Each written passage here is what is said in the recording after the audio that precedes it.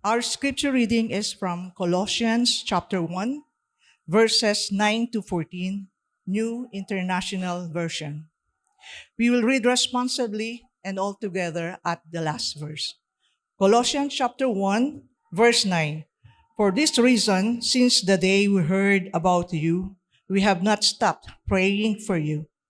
We continually ask God to fill you with the knowledge of His will through all the wisdom and understanding that Spirit gives.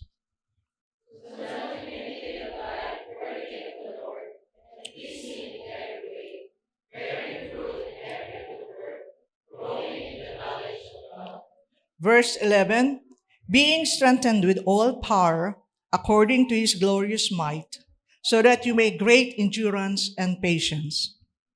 And giving joyful thanks to the Father, who has qualified you to share in the inheritance of His holy people in the kingdom of light. Verse 13, for He has rescued us from the dominion of darkness and brought us into the kingdom of Son He loves. Verse 14, altogether, in whom we have redemption, the forgiveness of sins. This is the word of God. You may all be seated. Magandang hapon po sa ating lahat. Isa pong pagpapala para sa akin, isang kagalakan na muli ang inyong lingkod ay magamit sa pagdala ng mabuting balita sa hapon na ito. Ang mensahe po natin sa hapon na ito ay pangalawang installment ng series ng panibago nating mga mensahe. At noong nakaraang linggo, ito po ay napasimulan ng ating Pastor Freddy, kung saan doon ay atin pong napag-aralan ang the gospel, the majesty or the glory of the gospel. At doon ay nalaman natin ang pananampalataya ng mga taga-Kolosas na kung saan ito'y itinatag ng kapwa lingkod ni Apostol Pablo na si Epaphras. At nalaman niya ang kalagayan ng Iglesia ng Colosas nang siya ay binisita ni Apostol Pablo. At dahil sa nung pagkakataon na yon ay si Apostol Pablo ay nasa kulungan. At siya ay binisita ni kanyang kapwa lingkod na si Epaphras at doon ay ibinalita niya ang kalagayan ng Iglesia ng Colosas, kung saan right after na naitatag ito ni Epaphras, ay meron pong dumating na mga false teachers.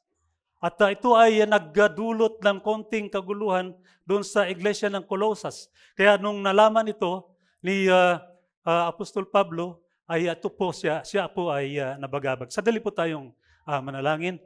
O aming Diyos Ama, sa amin pong pagpapatuloy ng iyong pag-aaral ng iyong banal na salita, dalangin namin na ikaw ang siyang manguna, lalo na sa iyong lingkod, Panginoon, na tanging salita mo lamang ang aming maitaas. At dalangin namin na buksan mo po ang aming mga puso at isipan upang amin pong matanggap at tunay na maunawaan ang iyong salita, ang iyong mensahe sa hapon na ito.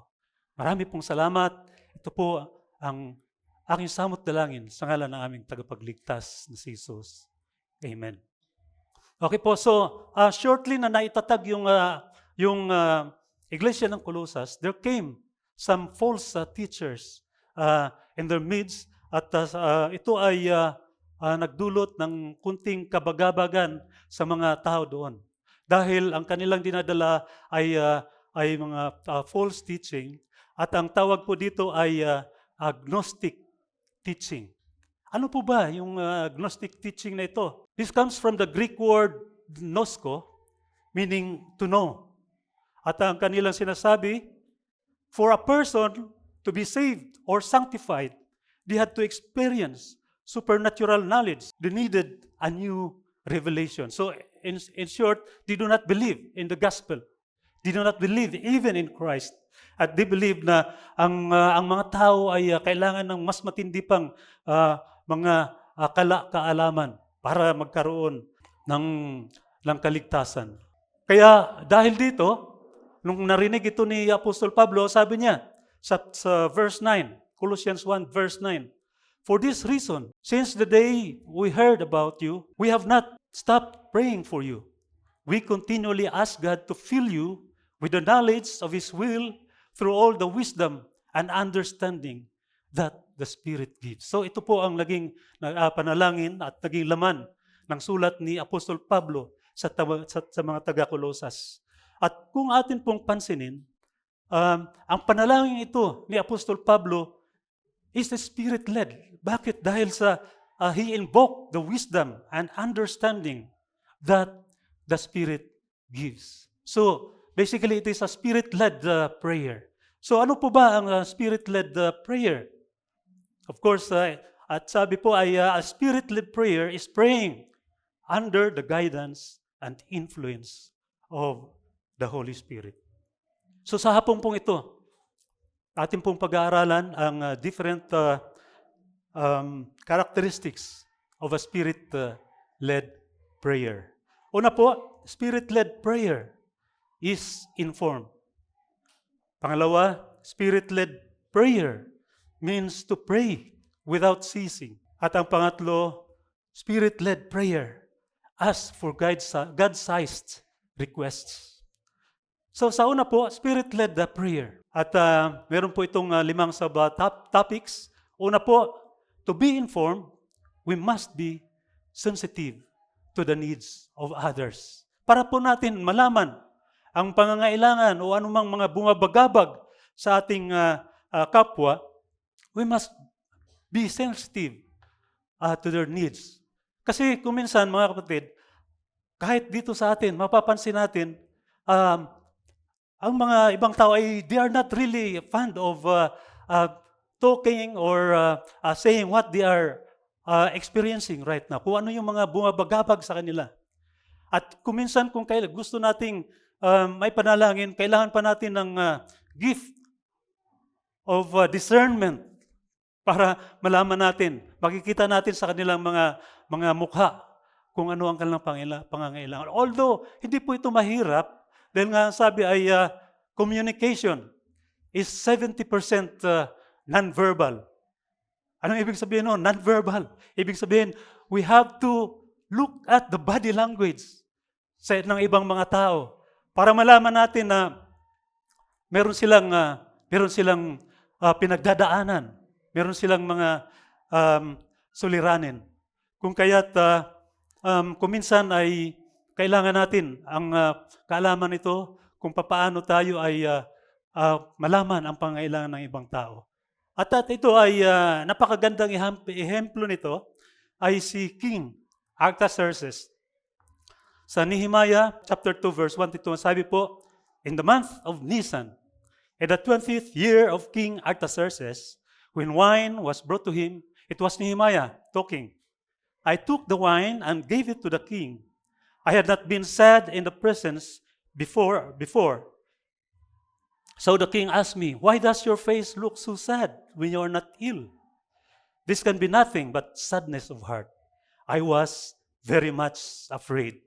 So si King Artaxerxes ay masabi nating he's got this sensitivity to the needs of others. Sa mukha lamang ni Nehemiah ay nalaman niya na si Nehemiah ay may problema. Of course, alam natin na talagang may problema si Nehemiah during the time. Sinasabi niya na, "Why does your face look so sad when you are not ill?" So ibig sabihin, talagang alam niya na may problema si Nehemiah. At sinabi rin ni Nehemiah na, "I was very much afraid." At kaya siya natatakot, si Nehemiah natatakot ay dahil pagka humarap ka sa hari na ang mukha mo, ay maaari kang ipapatay ng hari. So, this being sensitive to the needs of others, kailangan po natin ito para tayo makapanalangin ating kapwa. Hindi po ba? Dito nga sa atin, meron tayong chat group, yung Acts 2:42 family. Tinitingnan ko lagi yung kung merong mga nagre-request ng mga prayers. Pero bihira po. Kaya nga kami sa prayer ministry, sabi namin, maglagay nga tayo ng box dyan para ihulog nila. Dahil nahihiya yung iba na talagang personally sabihin kung anong pinagdadaanan nila. So, wag na tayong lumayo. Kung minsan, kailangan nating maging sensitive sa needs of other people, pero within the family itself, within the children, especially sa mag-asawa, kung minsan nakakalimutan itong being sensitive to the needs of others. Yung mga husbands, pagdating ng sweldo, intriga ng sweldo sa may bahay, pang renta, pang tuition ng mga bata, pang grocery. Kung minsan yung mga may bahay, yung mga asawa, napapabuntong hininga, paano yung sa akin? Anong pambili ko ng pangguhit ko ng kilay? Anong pambili ko ng kahit paano pampaganda naman para para sabi yata ng mga husband maghapon ka naman naglalaban, maghapon ka naman naglilinis, hindi mo napapabayaan po yung budget ng para sa mga may bahay, hindi po ba? Husbands, let us be sensitive to the needs of our wives. Kami nga po sa aking may bahay, alam nyo, sa hindi nakakaalam, 40 years na kaming magkasama. Tomorrow, she will be 60. Yan. Praise God. At kung minsan, sa tagal ng pagsama, we still need to be sensitive to the needs of others. Hindi pa namin, kung minsan kailangan pa rin namin ng discernment sa isa't isa. Minsan, dumating ako sa bahay, she's not her usual self. Medyo tahimik. Tapos, pinakain niya ako. Nung nabusog na ako, tumabi sa akin. Ang sabi, ano yung 200 BD na pinadala mo sa benefit pay? Nagulat ako. Na-audit yung benefit pay ko. Nag-isip ako, okay, naalala ko. Yun, pinadala ko sa niloadan ko yung card mo. Alam mo na, weekend bukas, nagliwanag yung mukha niya.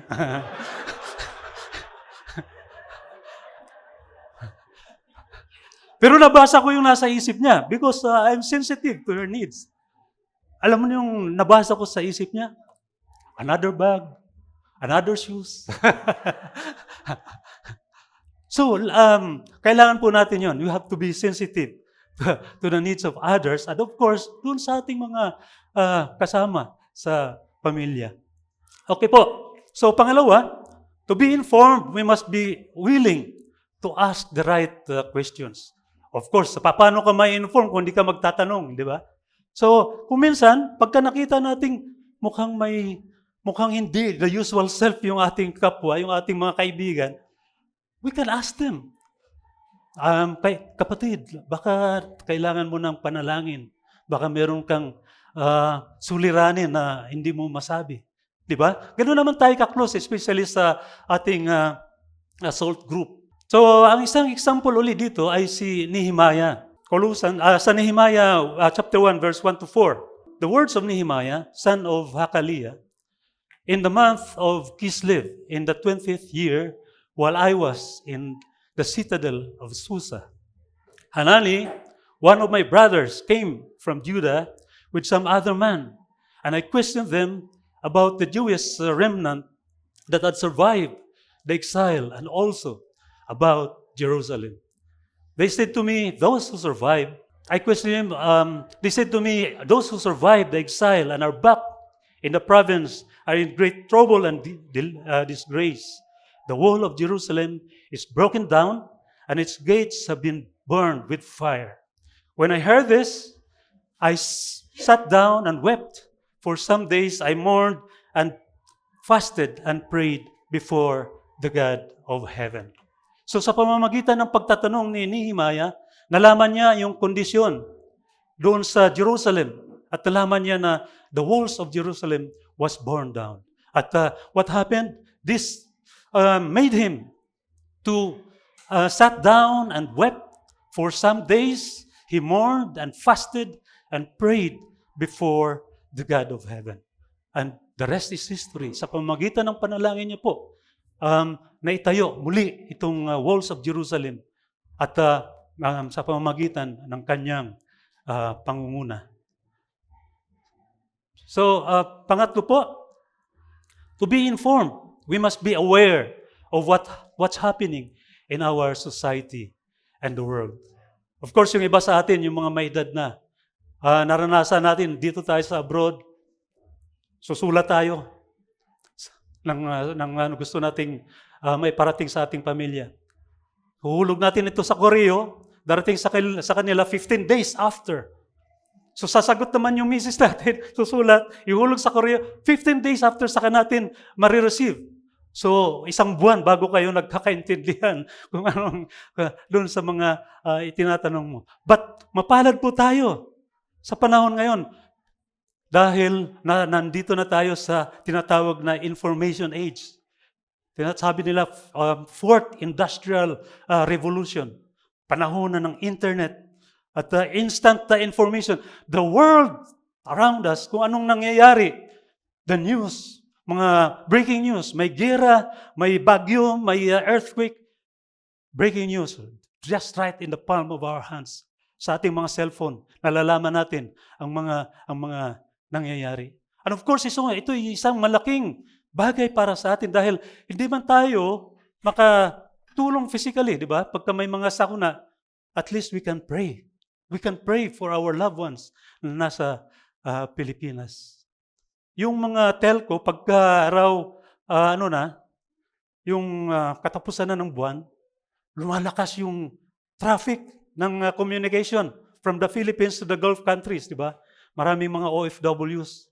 Ang daming mga alam niyo na, Philippines is text capital of the world. May mga audio messages. At ako minsan, yung mga messages, sabi, "Honey, how are you? We miss you." Pero actually, ibig sabihin nun, "Honey, magpadala ka na ng pera. Wala na kaming panggastos." So, ganun. We can communicate instantly sa ating mga mahal sa buhay. At of course, magagamit po natin ito para instantly ay makakapagbigay rin tayo ng panalangin kung meron mga nangyayari sa ating pamilya sa Pilipinas o sa ating bansa. Pang-apat po, to be informed, we must be sensitive to the promptings of the Spirit of God. Doon po sa Acts 13, 1-3, in the church of Antioch, there were prophets and teachers. Barnabas, Simeon called Niger, Lucius of Cyrene, Manaen, who had been brought up with Herod the Tetrarch, and Saul. While they were worshiping the Lord and fasting, the Holy Spirit said, "Set apart for me Barnabas and Saul for the work to which I have called them." So after they had fasted and prayed, they placed their hands on them and sent them off. Of course, we know, nung produkto sa tagpong ito, nung unang panahon, when these apostles listened to the promptings of God, here we are. Diba? Dati tayo ay mga hintil, but now we are part of God's kingdom. Dahil sa gawain ni Apostol Pablo at ni Barnabas, kung saan they were set apart in order to minister sa mga hintil upang sila man ay maging bahagi ng kingdom of God. Sabi po sa Romans 8:26, in the same way, the Spirit helps us in our weakness. We do not know what we ought to pray for, but the Spirit Himself intercedes for us with groans that words cannot express. Kung minsan po, sa ating mga panalangin, hindi po natin alam kung ano ang nararapat na ipanalangin. Subalit, kung invoke natin ang ating panalangin being Spirit-led, pangungunahan po tayo ng ating Panginoon upang ituro sa atin ang tamang mga dapat pagpapanalangin. So, when we pray, let's try to ask the Holy Spirit to lead us even in our prayer. At panglima po, to be informed, we must know the Word of God. Of course, the Word of God that pertains to our prayer. The Word of God often clearly tells us how God want Christians to pray. So sa 1 Timothy chapter 2, verse 1 to 3, sabi po, I urge them, first, that requests, prayers, intercession, and thanksgiving be made for everyone, for kings and all those in authority, that we may live peaceful and quiet lives in all godliness and holiness. This is good and pleases God, our Savior. So, mapapansin po natin, kung dito sa verse na ito, narito yung iba't ibang klase ng prayers, requests, prayers, intercession, thanksgiving, be made for everyone. Sa lahat, sa bawat isa, lalo na po sa mga kings and all those in authority. Sa ating bansa po, we need to pray for all those in authority. Yung ating pong budget, national budget, more than 5 trillion. Alam niyo po ba, 40% dito ay ninanakaw ng mga government officials. Punong-puno ng corruption ang ating bansa. Kaya, hindi umuunlad. Ang lalaki ng budget, but walang nangyayari sa atin. So, we need to pray. Mag-i-election na naman. Panalangin natin na sana, huwag namang mailik yung mga corrupt. Dapat mayroong mga mailik na talagang naglilingkod sa bayan at may takot sa Diyos. Kailangan po natin ito. At dito po sa Ephesians chapter 6 verse 18, and pray in the Spirit on all occasions, with all kinds of prayers and requests. With this in mind, be alert and always keep on praying for all the saints. So, di lang tayo manalangin sa isang paminsan-minsan, pag-birthday. Panalangin natin lahat ng bagay, mabuti at masama man na nangyari.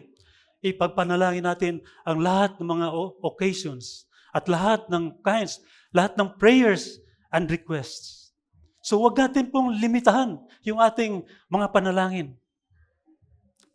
Dahil alam natin that God is powerful, God is listening to us.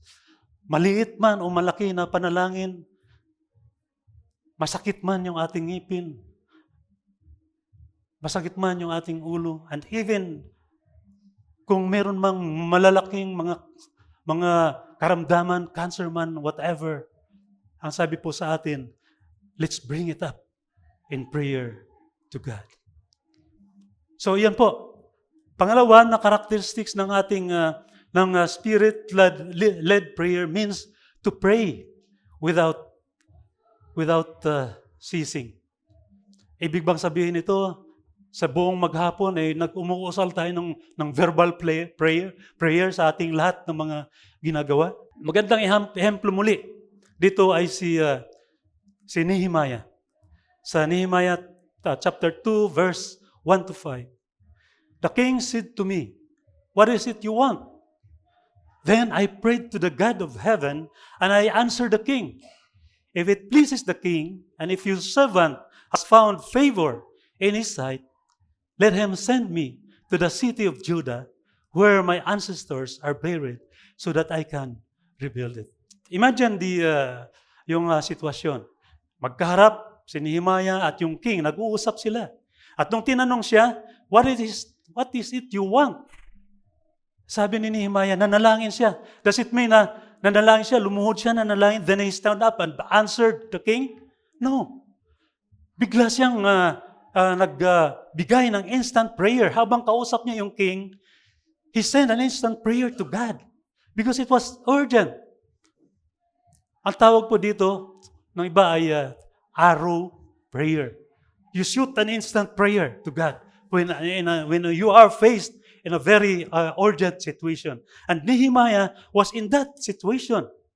Siya ay tinatanong at pagkakataon na yon para masabi niya kung ano ang kailangan niya. This was referring to the walls of Jerusalem. At gusto niya nga na pumunta siya doon, itayo niya yung walls of Jerusalem.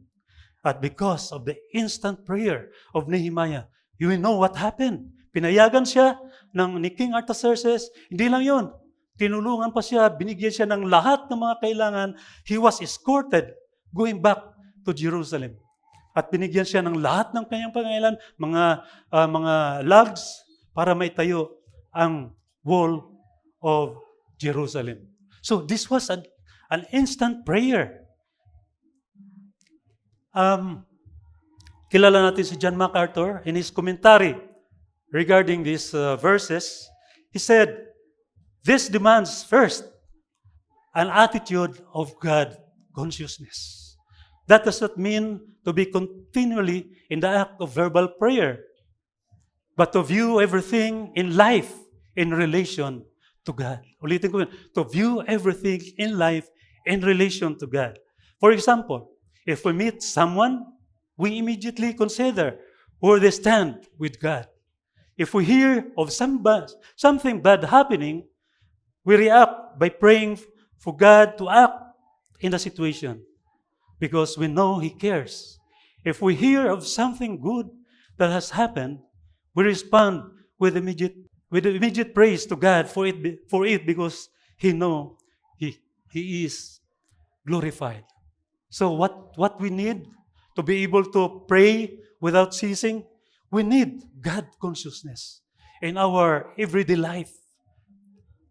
Laging isipin natin na kasama natin ang Panginoon, and we instantly make instant prayers as the situation arises. Meron pong isang anecdote tungkol kay Aunt Varty.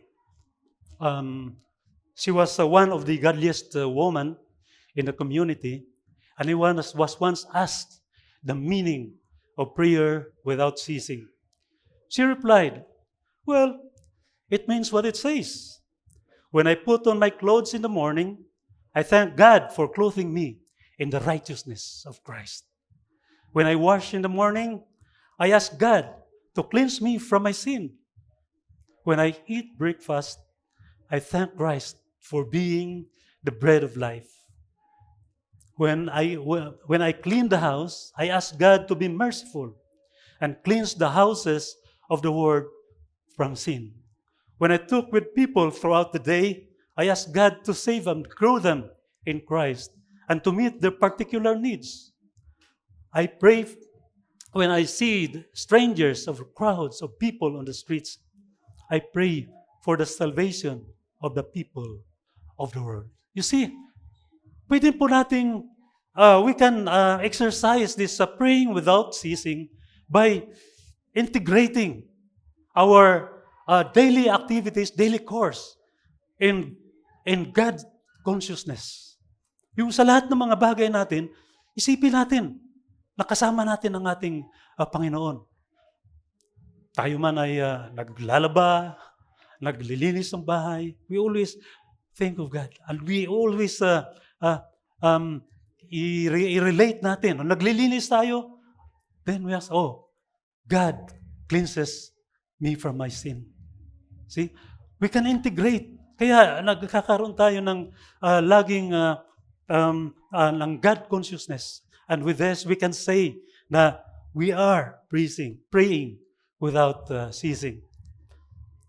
Papunta po sa opisina, I drive only 12 minutes in the morning. And meron po ang digital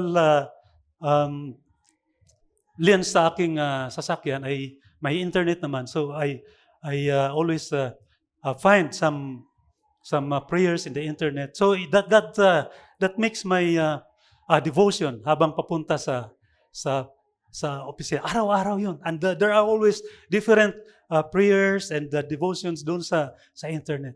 So that's my way of having my devotion every day. Okay, so pangatlo po, Spirit-led prayer asks for God-sized requests. God-sized request. Ano po itong ibig sabihin nito? Tingnan natin yung prayer ni Apostle Paul para sa mga taga-Colossians. Verse 9, for this reason, since the day we heard about you, we have not stopped praying for you.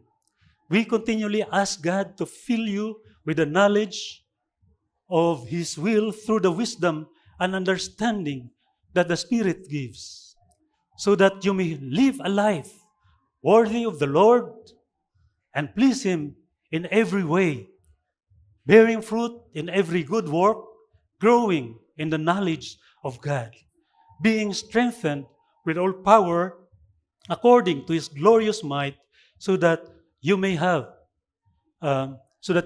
great endurance and patience. What do we notice dito sa prayer ni Apostle Paul? Mapapansin natin na these are full of superlatives. Ano po ba ang superlative? Ibig sabihin of highest quality and degree. So kung manalangin po tayo sa Panginoon, we should make superlative. Yung talagang pinakamataas na antas ng panalangin. Dahil there is nothing impossible to God. Tayo ay papakinggan ng ating Panginoon. At there are examples of people who praise God-sized requests. Yung talagang malalaking panalangin. At itong si John Knox, of course, alam natin, kilala natin itong si John Knox. He brought Reformation doon sa Scotland. He's originally from England. He was a man used greatly for Christ in Scotland. Prayed his prayer, "Give me Scotland or I die." Mary, the Queen of Scotland, said that she was more afraid of John Knox's prayer than an army of 10,000. Biruin mo yan. The Queen of Scotland, takot kasi lagi silang nagkukumprontahan. Kasi Queen Mary of Scotland was a Catholic. And John Knox was trying to convince him to be reformed. Dahil siya ang nagdala ng Reformation doon sa Scotland. At of course, we know na nagtagumpay si John Knox dahil ang Scotland ay nagiging predominantly Christians. At of course, sa Bible, nakita po natin sa James 5:17 to 18, si Elijah. Elijah was a human being even as we are. So kagaya po lang po natin. He prayed earnestly that it would not rain. And it did not rain on the land for 3.5 years. Again, he prayed, and the heavens gave rain, and the earth produced its crops. So this was God-sized prayers. So, ano po yung mga God-sized prayers natin? Dalhin natin ito sa Panginoon. God will listen to us. Imagine Elijah praying for 3.5 years without rain. And then again, praying for rain. And it rained. And it produced a lot of crops. So, alam ko na meron tayong maraming mga panalangin. Let's bring it up to God in prayer. Huwag tayo pong, huwag nating ilimit ang kapangyarihan ng Diyos. Dahil alam natin na He is all-powerful. Alam natin that He fills the entire universe with His presence. He is omnipresent. Alam natin na He is omniscient. He knows everything. He knows what is inside your heart. He knows kung ano ang pangangailangan mo. Alam niya kung ano ang tunay na nararamdaman natin. Don't worry. Just bring it up to God in prayer. And especially, a Spirit-led prayer. So, okay po, in conclusion, Spirit-led prayer is informed. Paul's conversation with Epaphras about the Colossians' struggle prompted him to prayer. In the same way, those who practice Spirit-led prayer must also be informed. Paano natin may papanalangin ng isang tao kung hindi natin alam ang kanyang pangangailangan? Unless you have a discernment, malalaman mo kung ano ang kailangan niya. They ask people how they are doing. They are informed about events happening in the nations of the world because they know God cares about them. They are willing to care. Talking about caring about others. We have an experience together with my wife. Galing kami sa isang tindahan, actually sa Propac, namili kami ng mga paper cups, paper plates para sa isang pagtitipon. At paglabas namin, galing sa tindahan, mayroong tumabi sa aking Land Cruiser. At paglingon ko, sabi niya, Kuya, tinawag ako pa. Nagtatagalog. But what I saw was two Arab people. At nung pumunta ako sa kanya, nakipagkamay siya. At sabi niya, you're Filipino. Oh yes, sabi ko, I'm a Filipino. Sabi niya, we are Qataris. Tinignan ko yung plate number, Qatari, Land Cruiser. Tapos sabi ko, oh yes, I work in Qatar for 4 years. I was with a company that built your airport there. Sabi ko, sabi niya, really? So after some pleasantries, biglang nagbago yung mukha niya. Sabi niya, brother, we need some help. We need to go back to Qatar and we have to fill up our gasoline tank. Sabi ko ba, Qatari? Naubusan ng pera? But that was not my concern. Ayoko nang makipagano pa. So, what I have in mind was the ability to be able to help somebody in need. Bigla ko nakalimutan yun na Qatari pala sila. So, what I did was I brought up my wallet, open it, nakita ko ang laman, 6 BD. Inisip ko, bigay ko ba yung 5 o yung 1? But, Qatari, okay. So, binigay ko yung 5 BD. Pag-abot ko sa kanya, humirit pa. Sabi, brother, I need more. We need to fill up our gasoline tank.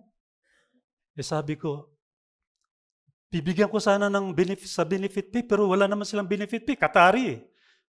So, binuksan ko yung wallet ko, brother, 1 BD left. Kaya, okay. Umalis na sila. So, pabalik ako sa sasakyan, I was very proud of myself. I was able to help somebody in need. So, pagpasok ko sa sakyan, pinandar ko yung makina, alis na sana kami. Merong kumatok sa pintuan. Nilingon ko, Indiano. Pwede na dito, 1 BD.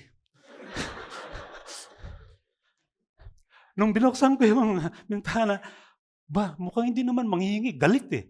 Sabi niya, do you give money to those guys? Sabi ko, yes. Next time, sabi niya, do not give. Why? They are not Qataris, they are Saudis. Galit na galit siya. They are number 1 haram. They ask people here for money. Oh, really? Sabi niya. Bago siya umalis, sabi sa akin, next time, do not give. Kaya, napasalampak ko sa upuan. Akala ko nakatulong ako sa nangangailangan. Sabi ko kay Sister Flor, naisahan tayo . Si Sister Flor tumingala, akala ko manalangin eh. Sabi niya, pang Jollibee rin yun .